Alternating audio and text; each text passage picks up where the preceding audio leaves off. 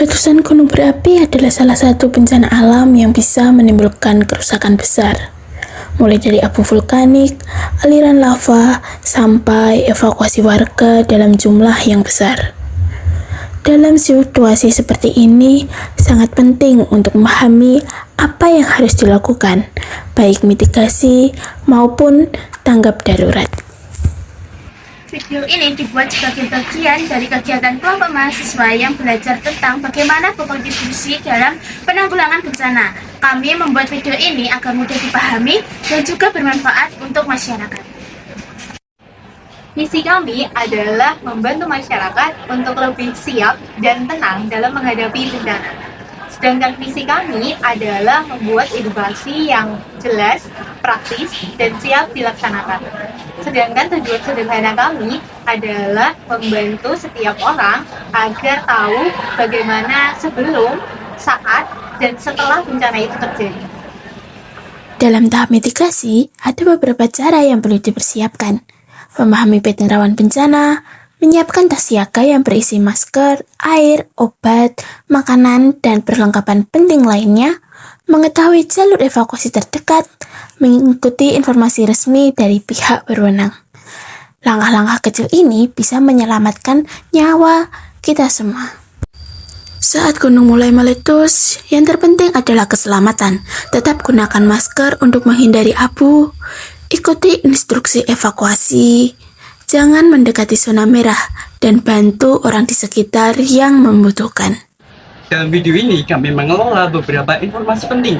Yang pertama yaitu cara mengevakuasi diri dalam bencana. Yang kedua yaitu cara melindungi diri dari abu vulkanik. Dan yang ketiga yaitu cara menangani diri pasca bencana.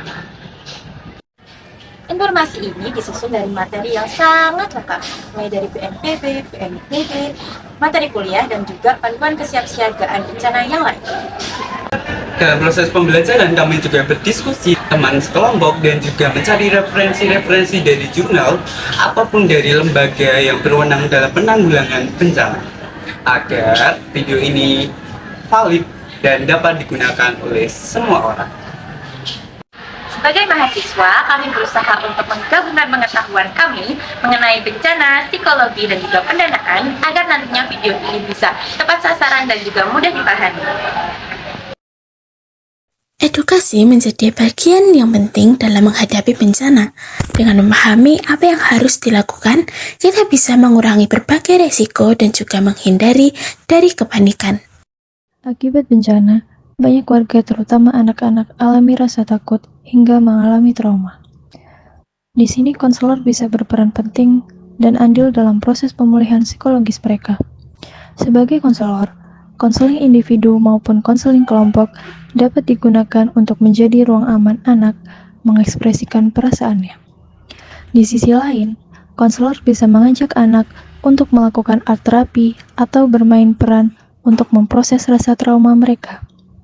Konselor perlu melibatkan orang tua anak dan jalani kolaborasi dengan psikolog apabila dirasa keadaan anak perlu dirujuk. Setelah gunung meletus terjadi, perlu untuk dilakukan perencanaan pemulihan yang matang.